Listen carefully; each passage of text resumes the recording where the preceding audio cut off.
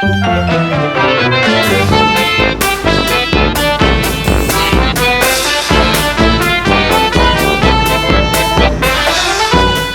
everybody, welcome back to Storytime with Stuffy's Christmas edition.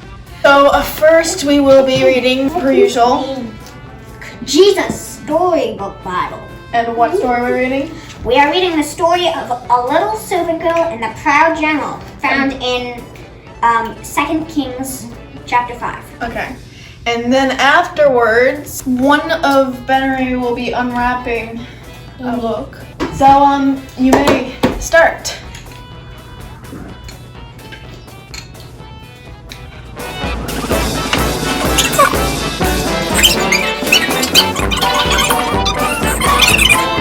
Naaman was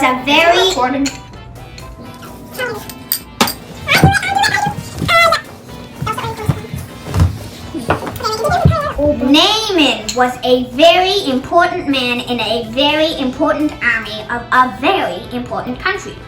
So you see, he was very, very, very important. But Naaman was sick. Ow! But Naaman was sick. He had leprosy, which is a nasty thing that stops you from feeling anything. Bits of you fall off without you noticing, like bashed fingers and squished toes. It might sound funny, but it wasn't, and Naaman certainly wasn't laughing. There was no cure. It never went away, and in the end, it killed you. Naaman needed help. Now, there was a little slave girl who worked for Naaman, and she knew someone who could help him. But there was a problem. Naaman was her enemy. Not long before, Naaman had led an army raid on her home in Israel. He had killed her whole family, carried her off to Syria, and made her into his slave. Every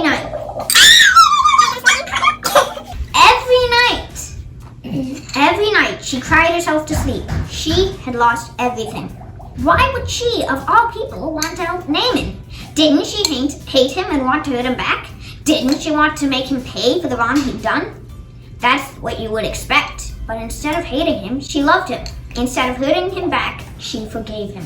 I want Naaman to get well, she said to her mistress. There's a man in Israel called Elisha who can heal him. I'll go, said Naaman, loading up his wagons and putting on his flashing armor. But I'll go to the palace because that's where someone important like me gets healed. So he hurried off to Israel and went straight to the king. My healing, please, he announced. I can do lots of things, the king replied, but only God can heal. Just then, a message from Elisha arrived. Send Naaman here, it read. So Naaman hurried off to Elisha's house. But Elisha didn't even come out to greet him. He just sent a servant instead. Didn't Elisha realize who I am? Naaman thought. But what the servant said next made him even crosser. Wash in there, he said. Just wash? Naaman laughed. In that slimy, stinky river? He looked around to see if this was some kind of joke. It wasn't. Any person can wash in a river, he thought. I am Naaman. I am important. I should do something important so God will heal me. And he rode off in rage. Of course, you and I both know that's not how God does things. All Naaman needed was nothing. It was the one thing Naaman didn't have. God knew that Naaman was even sicker on the inside than he was on the outside. Naaman was proud. He thought he didn't need God. His heart didn't work properly. It couldn't feel anything. You see, Naaman had leprosy of his heart. God was not only going to heal Naaman's skin, he was going to heal his pride.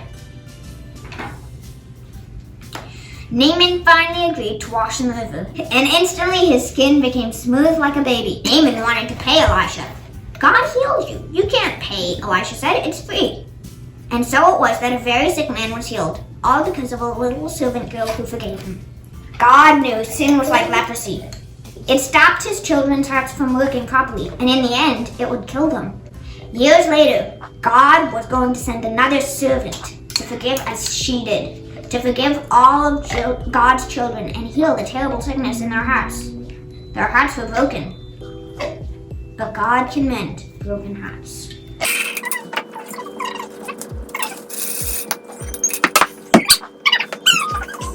Didn't you think it was interesting how Naaman went to the palace to see the king to be healed? Before he went to the prophet's house, the prophet already knew he's there because he sent a message. He said, say to Naaman to be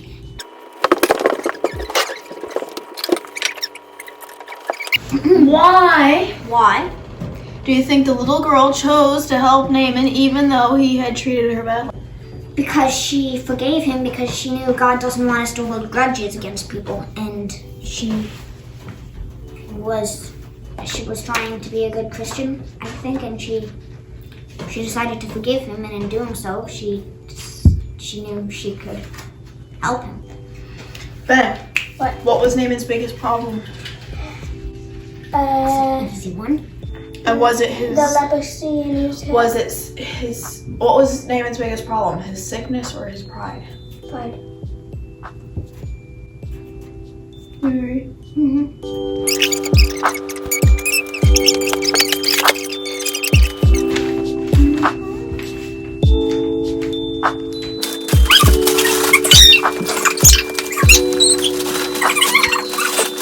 It's called the Christmas in the Country. The Christmas in the Country. Okay, and it is by Diane Good and Cynthia Ryland.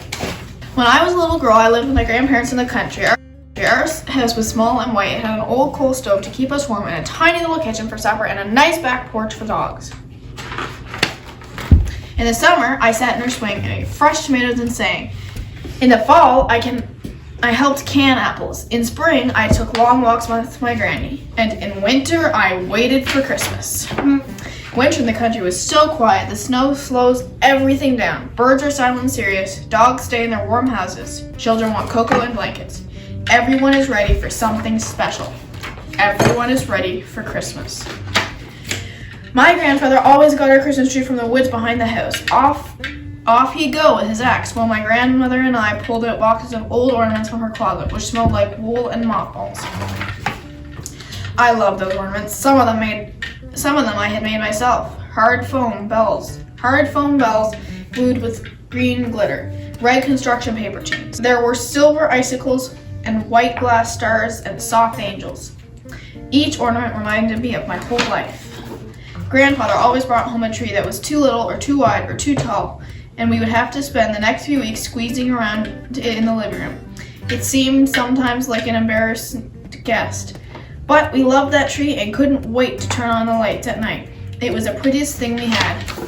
On Christmas Eve, my grandparents and I went to the services at the small Baptist church at the bottom of the hill. I got to stand up with the other children and sing a Christmas carol for the grown-ups. Afterward, each child was given a small brown bag full of candy and nuts and a tangerine.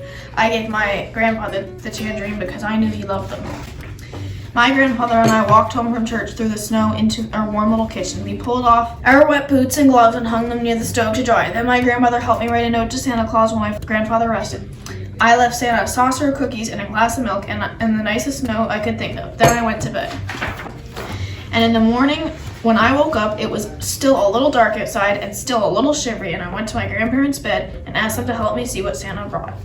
And they rose up from their warm quilts, and together we all went to the tree. Every Christmas, Santa gave me just what I wanted, a new doll. And he always gave me something else I hadn't asked for, and which was a surprise, a paint-by-number kit, a bear bank, a coloring book. His cookies were always gone, his milk glass empty. I was glad Santa liked everything. I went to church again with my grandparents later that Christmas morning. They let me take my doll. The service was short because the preacher knew everyone wanted to play with their toys and make their hands. He just reminded us what Christmas was about and sent us home. And all that day there were aunts and uncles and cousins knocking at the door, neighbors dropping off pies, and dogs barking at all the commotion and waiting for leftovers. My grandparents and I kept our Christmas tree for as long as we could, and then finally, after the New Year, it was time to take it down. Grandfather hauled it out to the woods while my grandmother and I put the ornaments away. We swept away the needles and tinsel. Then we had a milk and a biscuit. Christmas in the country was over. There were spring walks, summer tomatoes, and fall apples to look forward to now. But now in that closet of wool and mothballs, there would be the boxes of old ornaments waiting. Wasn't that the illustrations in this book? Reminds me of the style for Winnie the Pooh. Yeah, especially like the trees and the wood. It looks like it's like watercolor. So now, I pick out the hat. this is episode 6 and we're picking what we're going to do for episode After 2. episode 2 is uploaded. Yep.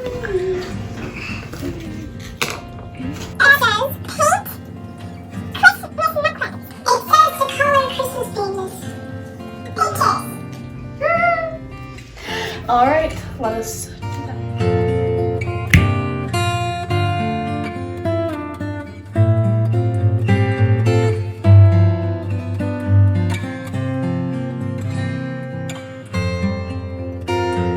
Thanks for watching, and we'll see you in the next video. Bye!